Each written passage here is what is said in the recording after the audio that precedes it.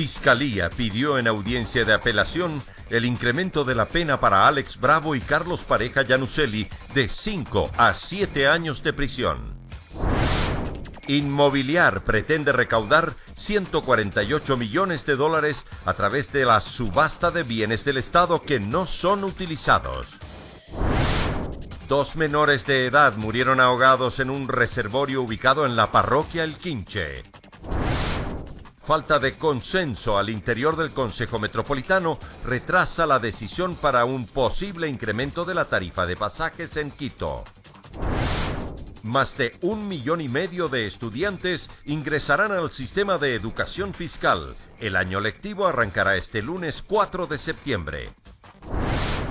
En lo internacional, ascienden a 23 la cifra de muertos tras el paso del huracán Harvey por Estados Unidos. Además, más de 1,000 personas murieron y millones fueron desplazadas producto de las fuertes lluvias e inundaciones en el sur de Asia. Amigos, muy buenas noches, gracias por acompañarnos. Tenemos importante información generada el día de hoy en el Comercio TV. Sean bienvenidos. Buenas noches, María Fernanda. Buenas noches, María Mercedes. Amigos televidentes, es un gusto estar nuevamente en esta emisión estelar con lo más destacado de la jornada que iniciamos.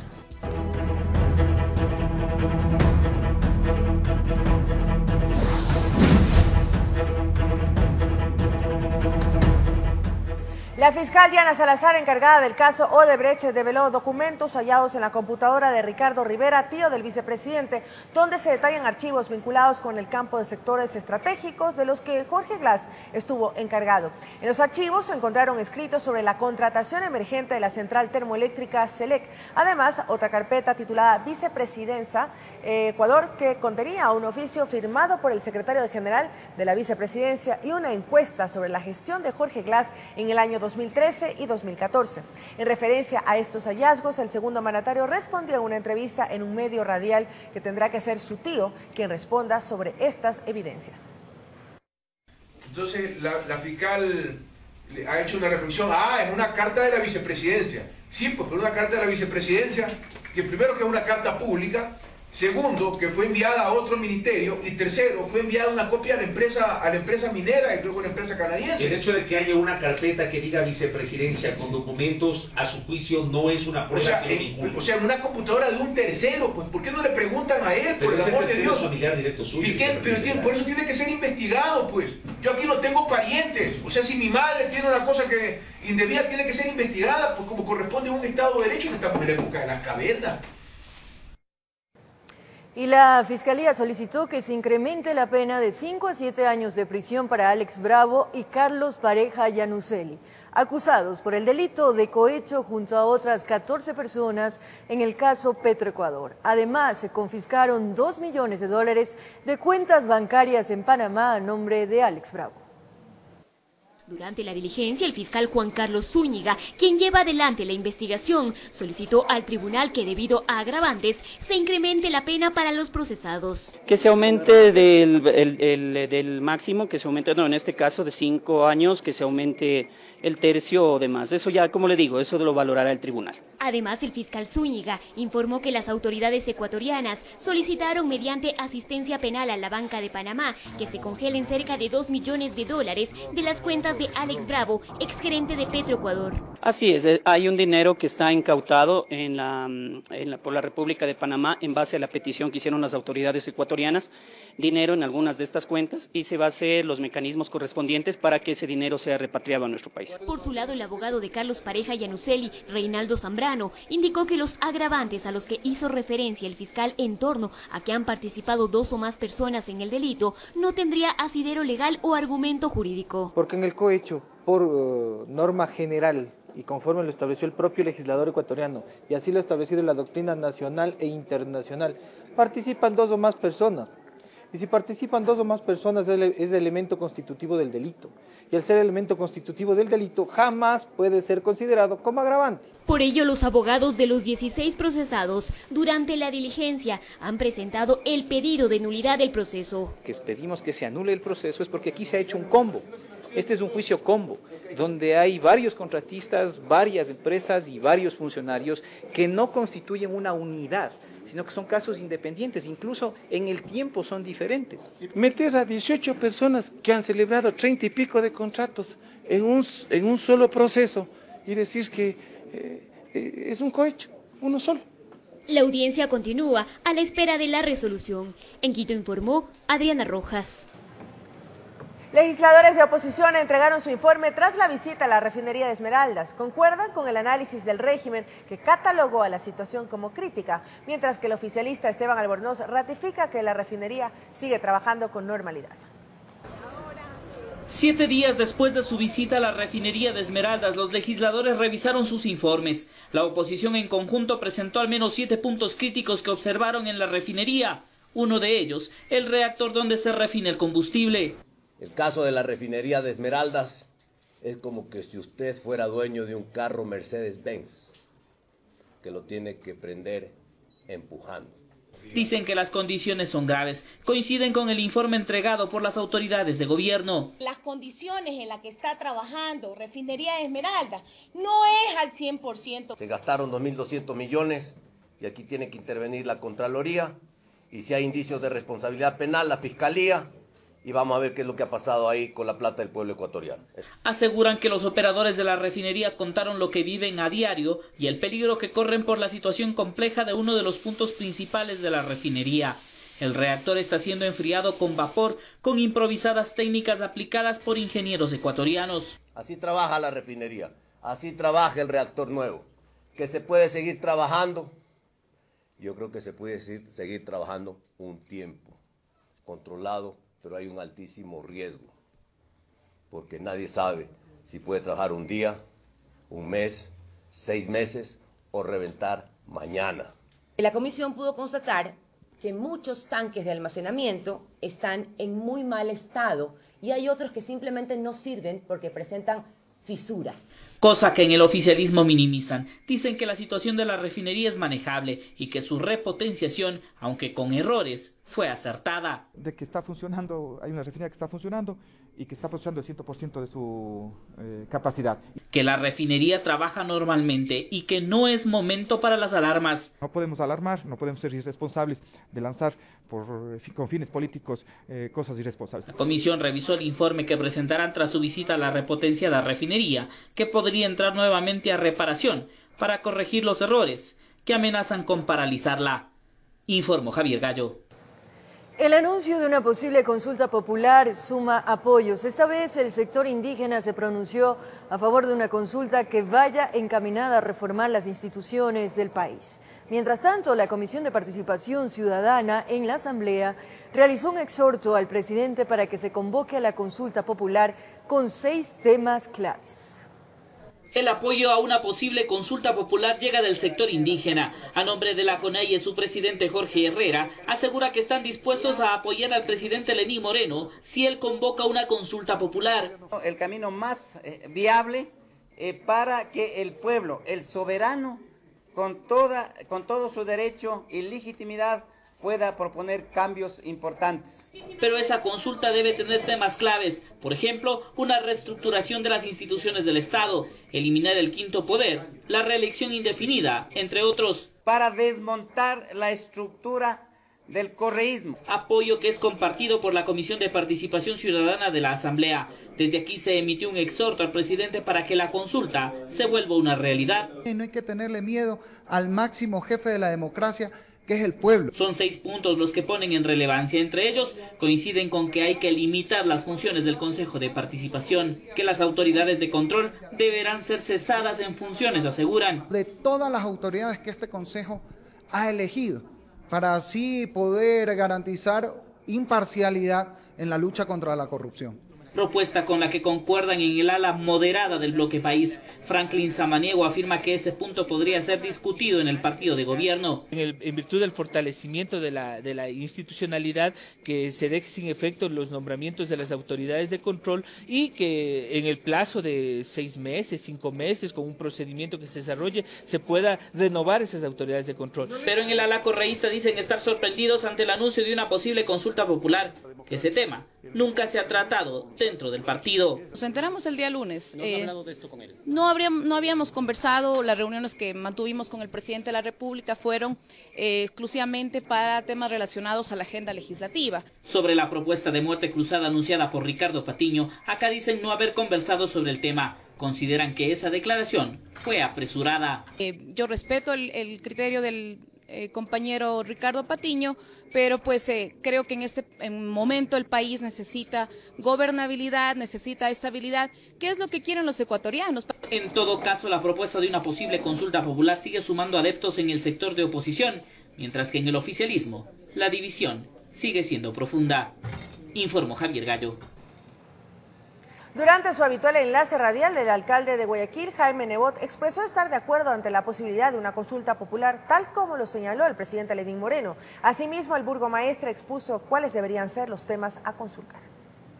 Fue la noche del lunes cuando el primer mandatario ecuatoriano hizo público su anuncio que inmediatamente generó reacciones. Si alguien quisiera obstruir la verdad o poner en riesgo la institucionalidad de nuestro país, no dudaré ni un solo minuto en acudir a la voluntad y a la voz del pueblo.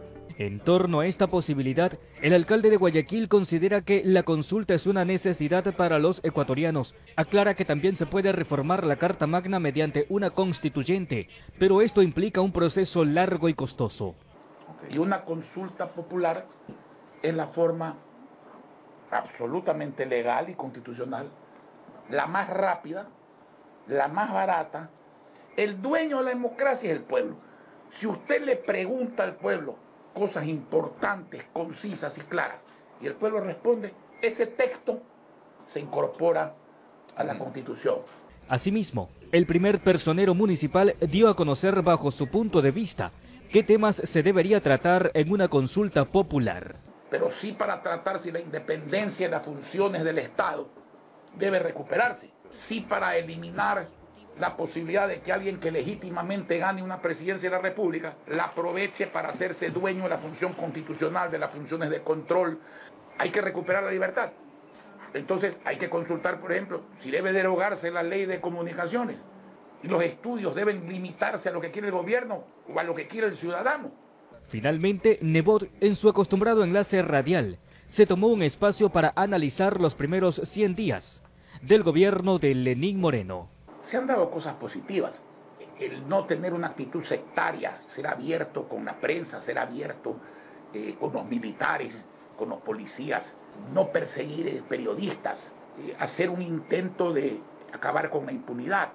Todo eso está bien, pero si no hay recuperación económica, vamos a estar mal.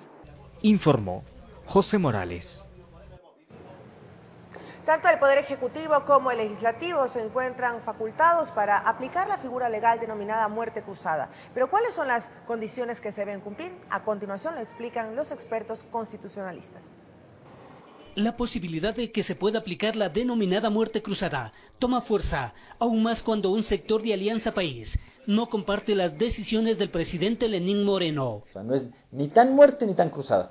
Son dos facultades distintas, aunque similares, que tiene una la Asamblea y la otra el Presidente de la República. El constitucionalista Rafael Ollarte dice que para evitar experiencias y destituciones como las de los expresidentes Abdalá Bucaram, Yamil Mawad y Lucio Gutiérrez, se efectuaron cambios en la Constitución en el año 2008.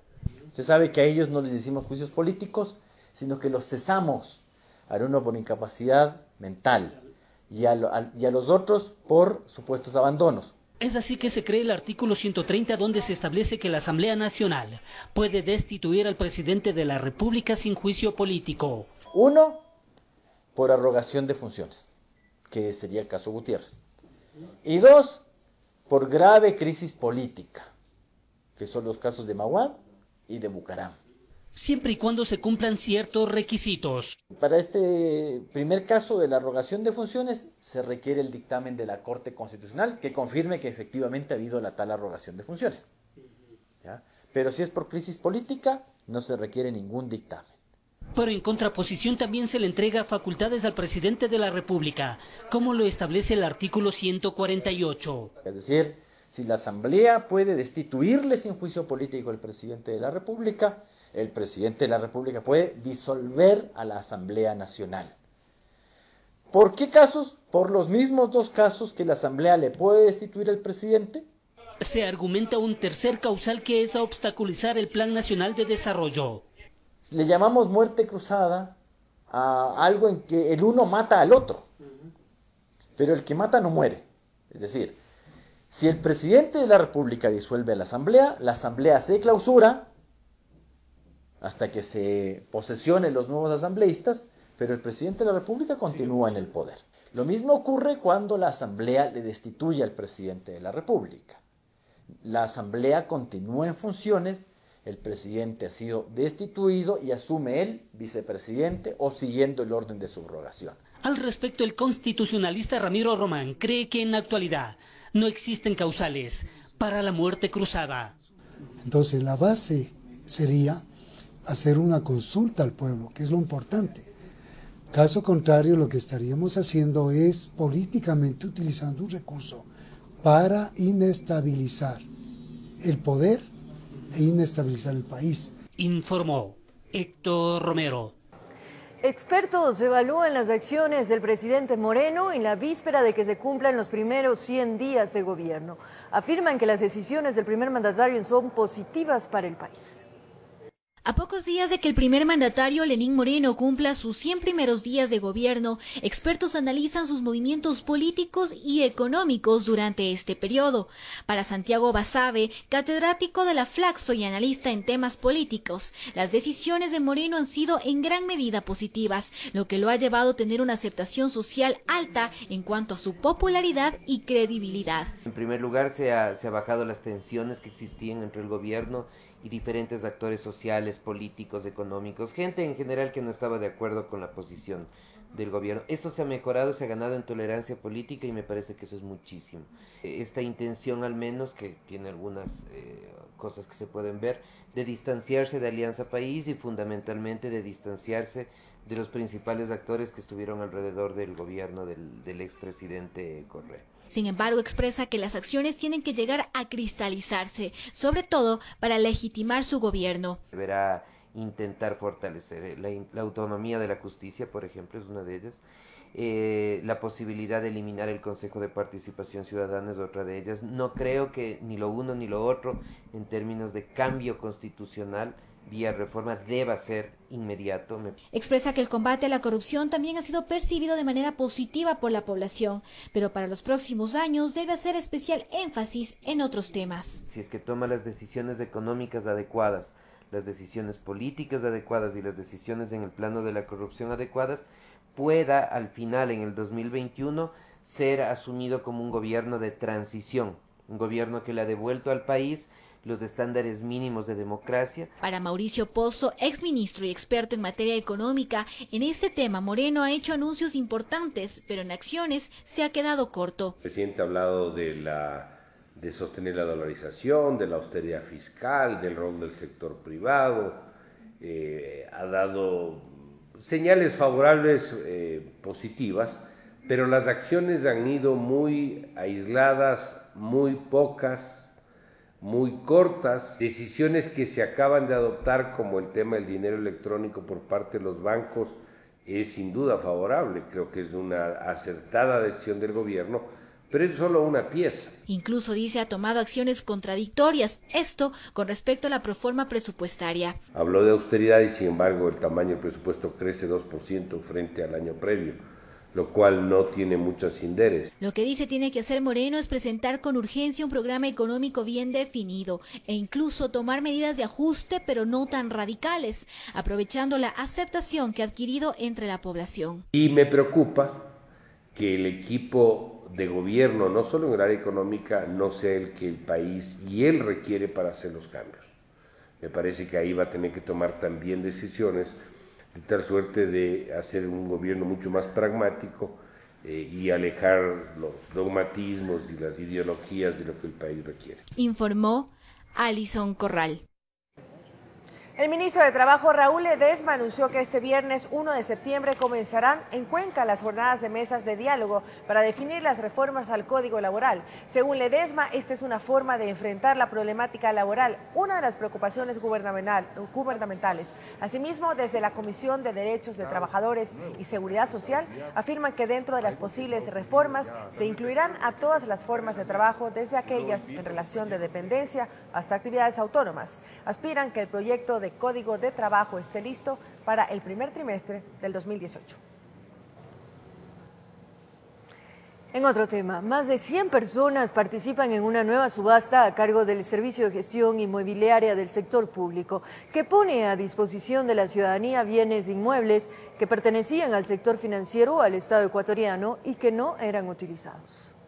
101.800K, por favor. La segunda subasta de bienes inmuebles se desarrolló en la ciudad de Quito. La tercera será en Guayaquil este jueves. Y entre las dos son 138 ofertantes inscritos. En algunos casos pertenecían a la banca cerrada, como lo hemos informado, y en otros también pueden ser bienes que son del propio Estado ecuatoriano, pero que por medio del decreto 435 pasaron a inmobiliar por no estar siendo utilizados y que nosotros podemos venderlos. El Servicio de Gestión Inmobiliaria del Sector Público Inmobiliar pretende en este primer grupo recaudar $5 millones.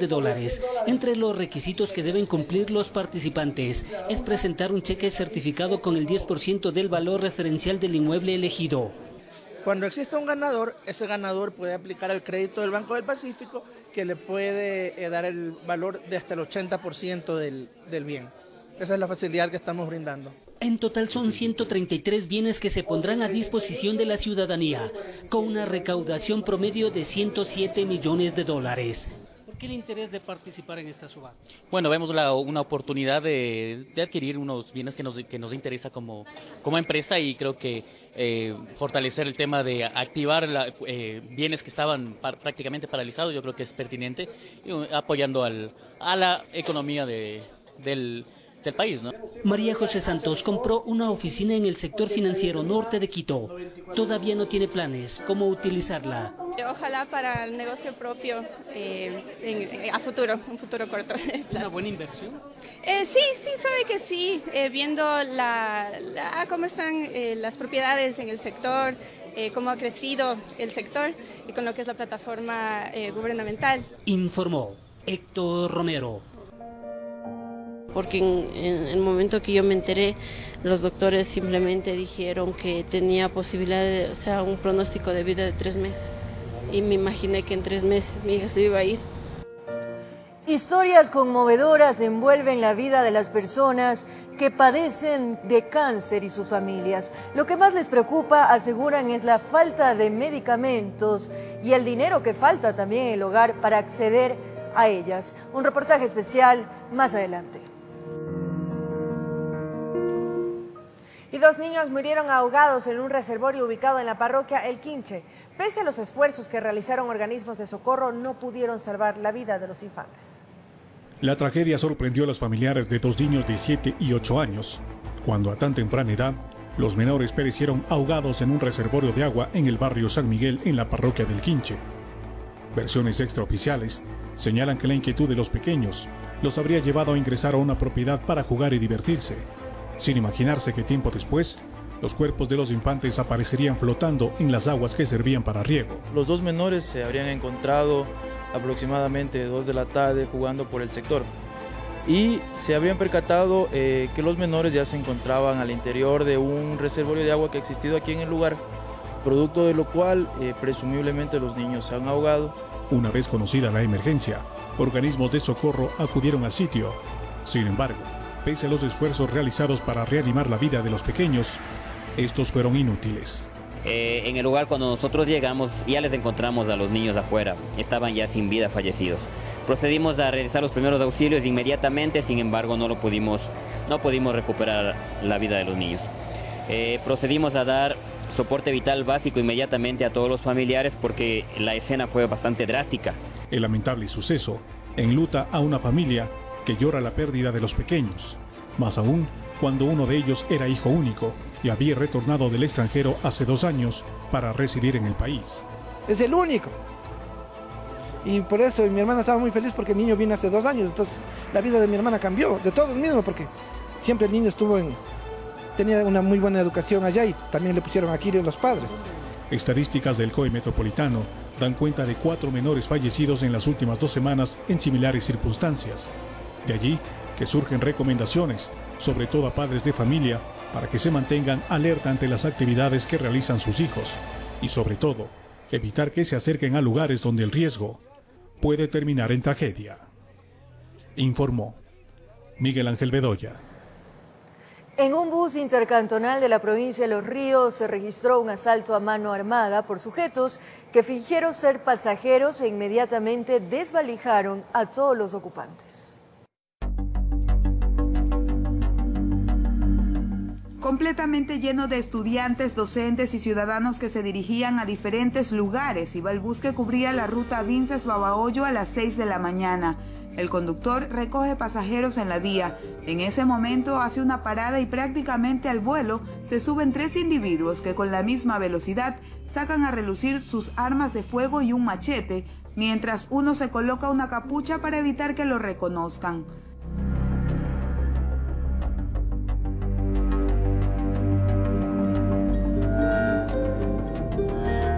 Las cámaras de videovigilancia del bus graban el accionar de los 3 antisociales que amedrentan a los pasajeros para obtener sus pertenencias. Piden especialmente los teléfonos, a algunos se les llevan los bolsos. A partir de esto inmediatamente se desplazó unidades de Policía Judicial de la zona Los Ríos para que realicen las primeras investigaciones, recaben los videos respectivos y prácticamente tratar de identificar a los causantes de este lamentable hecho que se ha producido hoy en la mañana. Lanzan palabras soeces contra el conductor para que no se detenga en el camino, pero finalmente se bajan no sin antes llevarse unas zapatillas de algún usuario. Prácticamente se bajan y entran a los sectores de estos de las bananeras, donde se hace imposible realmente su ubicación. La policía trabaja intensamente para dar con el paradero de los delincuentes. Desde Los Ríos informó Odette Camacho. Una de las cámaras de videovigilancia de la Corporación para la Seguridad Ciudadana de la ciudad de Guayaquil captó el choque entre una camioneta y una volqueta. La colisión que ocurrió en pleno centro de la ciudad dejó varios heridos.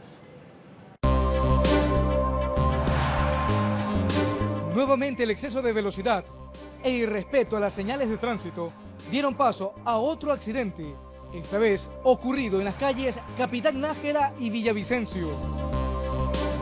Tal como muestra el video captado por la cámara 173 del sistema Ojos de Águila, un volquete que circulaba por la calle Capitán Nájera fue chocado por una camioneta que de pronto entró en escena por Villavicencio con dirección hacia el norte de la urbe.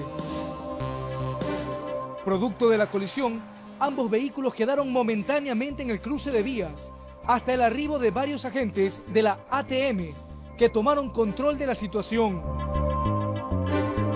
Debido a lo aparatoso del accidente, paramédicos del Cuerpo de Bomberos de Guayaquil también llegaron al lugar para atender a los heridos. Informó Ítalo Ruiz. Esta madrugada una mujer intentó quitarse la vida en el centro de la ciudad de Guayaquil. Agentes de tránsito y de la Policía Nacional evitaron que se cumpla su objetivo.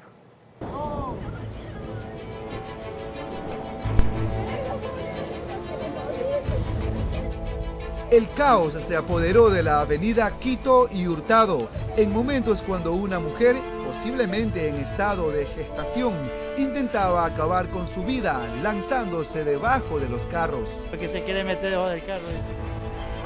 Hay que ver por qué la pregunta. Ahí es más de media hora están ahí. Pasaban rozándolo acá. Ya se quería meter debajo del patrullero. Imagínense parar 5 patrulleros.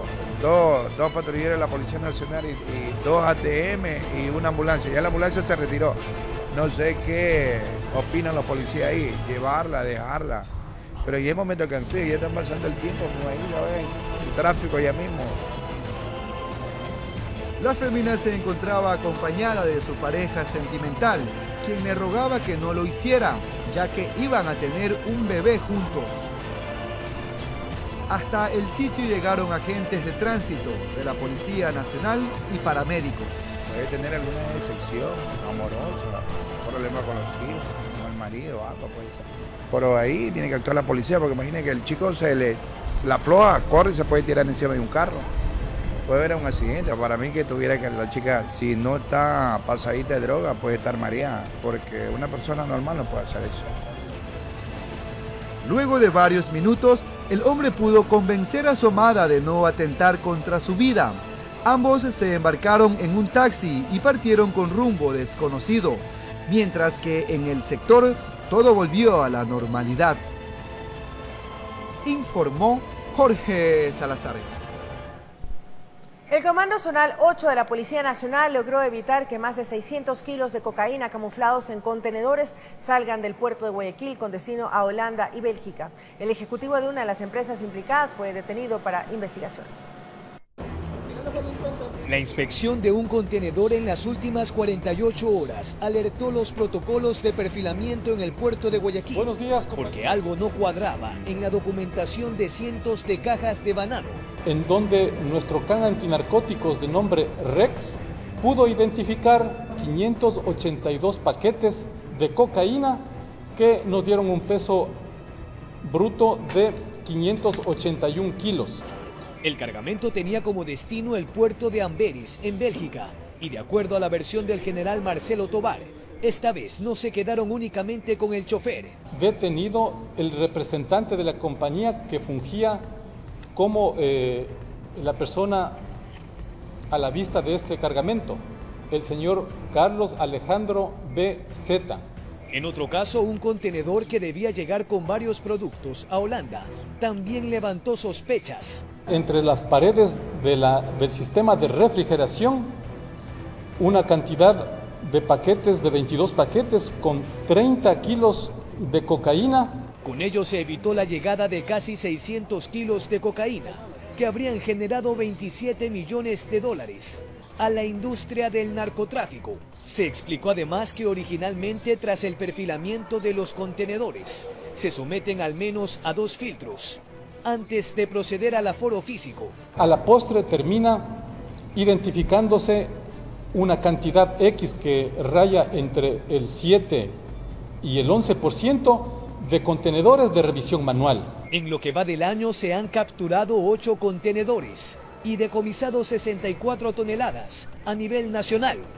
Bajo este modus operandi, informó Jorge Escobar.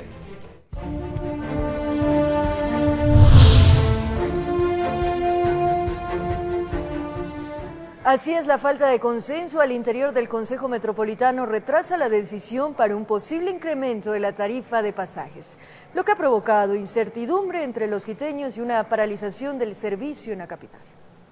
No hubo los votos, y eso sabían los dirigentes, por eso a mí me molestó mucho cuando toman la medida de hecho del paro. Ellos sabían que era un espacio para corregir los temas de fondo y de forma. Para la aprobación de una ordenanza municipal se requieren 11 votos de un total de 22, votos que en esta ocasión, luego de 2 meses, no existen. Por un lado, para el Consejo Metropolitano la discusión no está en un incremento de 5 centavos, sino en priorizar la mejora de la calidad del servicio de transporte, mientras el gremio de choferes exige un incremento del pasaje y los ciudadanos esperan que las autoridades tomen una decisión. Me parece que esto se ha vuelto un juego político, tratar de buscar culpables, de tratar de buscar una ganancia política a costas de mantener a la ciudadanía en el limbo.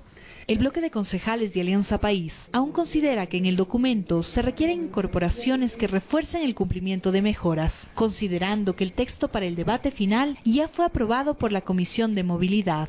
Hay que revisar los plazos que me parece que no están definidos en el nuevo texto. Entre tanto, el alcalde de Quito aseguró que no convocará al Pleno Metropolitano hasta que no se garantice una mejora en la calidad y trato al usuario. A mí me corresponde revisar ese texto y yo voy a disponer si se convoca o no para tratar este tema. Y no lo voy a hacer hasta que no se establezcan parámetros claros de mejoramiento en la calidad del servicio. Criterio con el que discrepan varios ediles. Eso es gravísimo, porque hay que entender que la calidad del servicio no cambia de un día a otro, de una semana a otra. Este es un proceso. ¿O qué pretende? ¿Que esto vaya indefinidamente? Eso me parece declaración apresurada. Recordemos que previo al planteamiento de un posible incremento del pasaje, el Cabildo entregó alrededor de 48 millones de dólares a los transportistas con la condición de que mejoren el servicio, que ya para el año 2015 era muy cuestionado. Un subsidio que no ha generado ninguna salida, ninguna solución, ninguna respuesta al problema de la mala calidad del transporte público.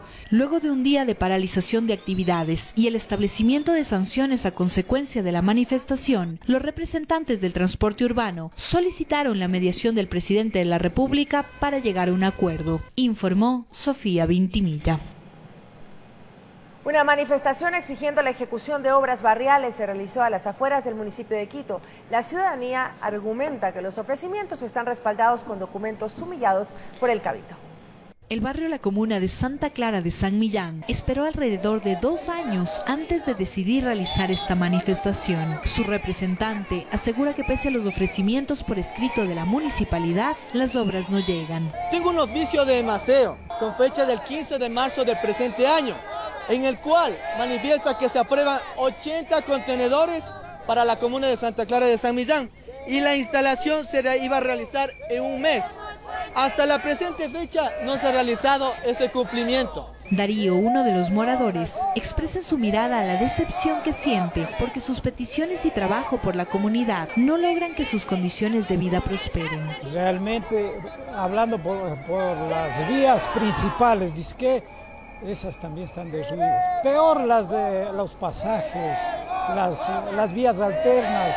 Junto a estas peticiones de obras está la imperante necesidad del mantenimiento de 2 pasos peatonales. El primero fue dañado por un tráiler hace 3 meses y desde entonces la población cruza la avenida Occidental exponiéndose a ser atropellados. El puente prácticamente en su estructura está podrido y lo que ha hecho el EMOP es prácticamente hacer una pintura por encima de lo podrido. El puente prácticamente está muy inestable. En la comuna vivimos alrededor de 16.000 habitantes.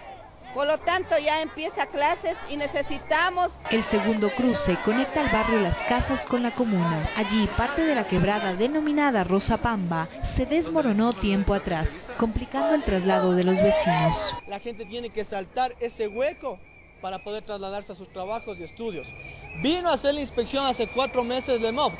Manifestó que iba a hacer el informe técnico y que inmediatamente iba a intervenir, porque era una necesidad y un peligro inminente. Pero este barrio no fue el único que se concentró frente al edificio municipal. Ciudad Futura del Conde exige la construcción de una cancha de uso múltiple. Más de 2.000 familias esperan la obra, que debió llegar hace más de 1 mes y medio. ¿Pero dónde un niño juega si no tienen una cancha y no tienen un espacio? En las calles, en los frentes de sus casas hacen deporte los niños. Estos 2 barrios ubicados al norte y sur de la capital respectivamente mencionaron que insistirán con el pedido y de ser necesario se tomarán vías principales de sus zonas hasta ser escuchados, informó Sofía Vintimilla.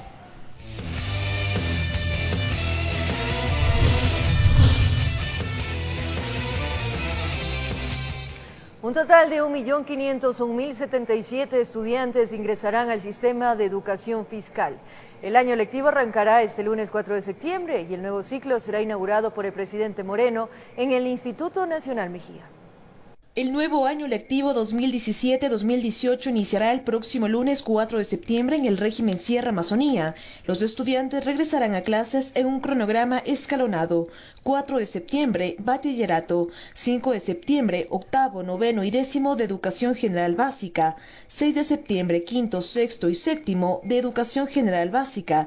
7 de septiembre, segundo, tercero y cuarto de educación general básica. 8 de septiembre, primero de educación básica y 2 de octubre, educación inicial. En total, 1.501.077 alumnos ingresarán al sistema de educación fiscal, que según el ministro de Educación, Fander Falconi, en este periodo se incrementó el número de estudiantes en comparación al año anterior. Tenemos un incremento de cerca de 54.000 estudiantes en términos totales y una variación entre el ciclo de este momento con el ciclo del año pasado del 3.8%. Por su parte, el viceministro de esta cartera de Estado, Álvaro Sáenz, indicó que se realizan controles para evitar los cobros excesivos en las instituciones particulares. Ya se han reportado algunas denuncias. Hemos encontrado 10 casos de cobros adelantados que no están permitidos y 43 situaciones en las cuales las instituciones educativas han omitido presentar la información que debían presentar. Se tiene lista la entrega de textos escolares y uniformes para los establecimientos fiscales,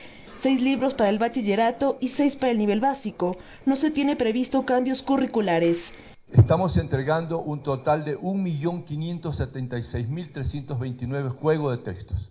Para quienes aún no tienen un cupo, se recetarán las carpetas hasta el 9 de septiembre. Pueden realizar las inscripciones en las sedes de inscripción hasta el 9 de septiembre, de acuerdo al último dígito de la cédula. En ese caso, el padre va a seleccionar de la lista desplegable la institución educativa y en ese momento se asigna la institución. La ceremonia de inauguración del nuevo año lectivo se realizará en Quito, en el Instituto Nacional Mejía, donde estará presente el presidente Lenín Moreno. Informó Priscila Cadena.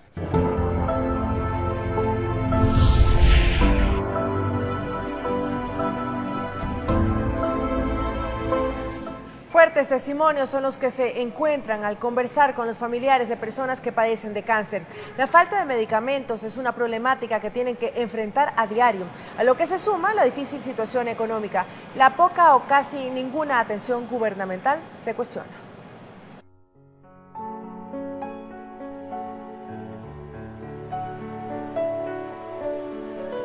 Porque en el momento que yo me enteré, los doctores simplemente dijeron que tenía posibilidad de, o sea, un pronóstico de vida de 3 meses. Y me imaginé que en 3 meses mi hija se iba a ir. Mayra Cajamarca a diario enfrenta una batalla de la cual no quiere dejarse vencer. Es madre de 2 pequeñas, una de 9 años y la otra de 3. La mayor tiene cáncer.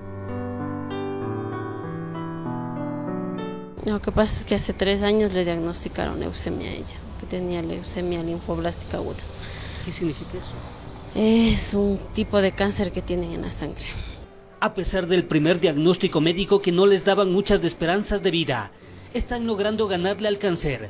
La falta de recursos económicos, como medicamentos, se han confabulado para estar en su contra. Mensualmente se quiere unos 300, 400 $, sí. ¿No tiene seguro? No.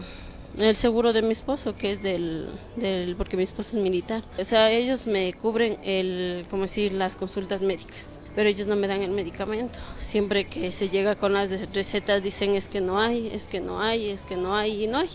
Mayra no es la única que enfrenta este vía crucis. Cindy Torres tiene 29 años de edad. Al año de nacida le detectaron cáncer en el riñón. Hoy la historia se repite con su hija de 3 años, con igual cuadro clínico.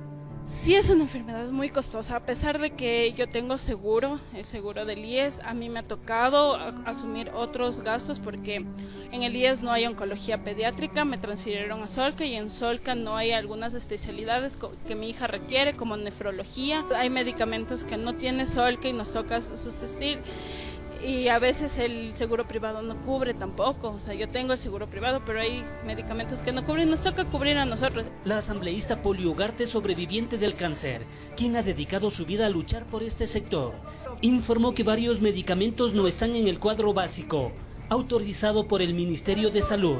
Son 784 medicamentos que no están en el cuadro básico. Si tú requieres un medicamento que no está en el cuadro básico, que normalmente es para este tipo de patologías, las raras, las catastróficas y las huérfanas, el IES, el ISPOL y el IFA tiene que pedirle hacer todo un requerimiento dentro de su institución y mandarle toda la documentación al Ministerio de Salud Pública. Y a veces se pasan 7, 8, hasta un año estudiando si dan o no la autorización para la medicina.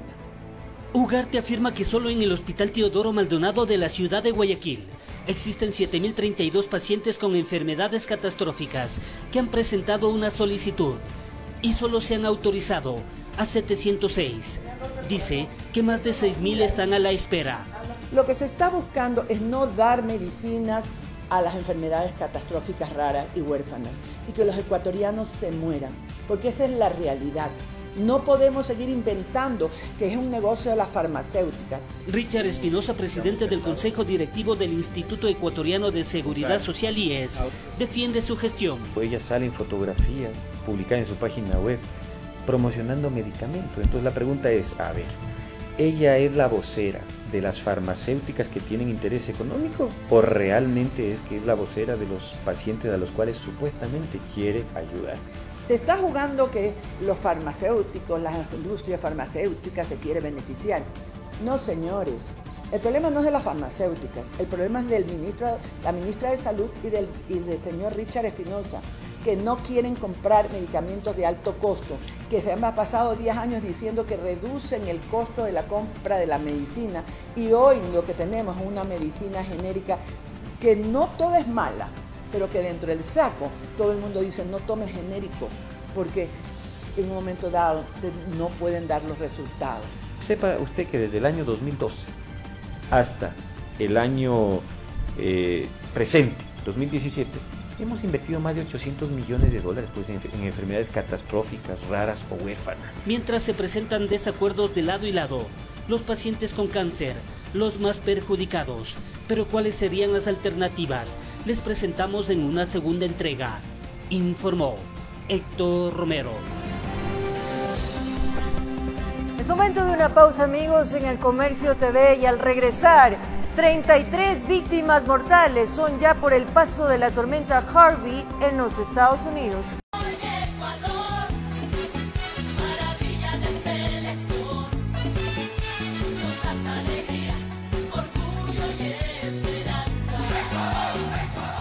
Ener Valencia y Felipe Caicedo son los llamados a marcar los goles para el Ecuador.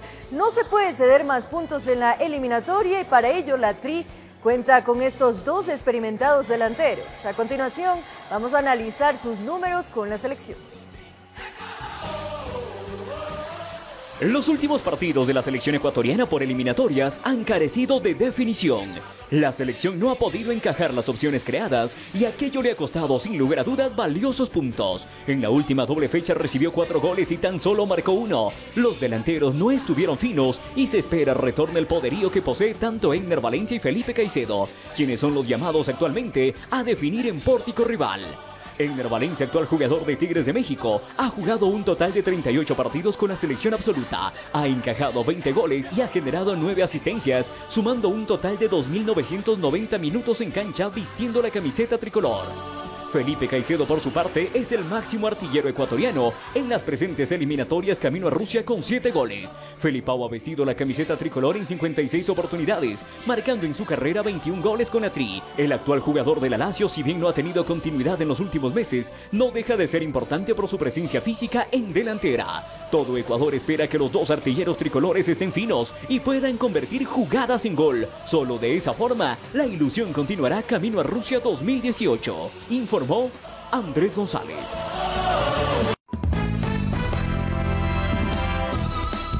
Amigos televidentes, aquí finalizamos el Comercio TV, como siempre, agradeciéndoles por su amable sintonía. Que descanses, María Mercedes, siempre conectados en elcomercio.com y tvc.com.es. Un abrazo. Buenas noches.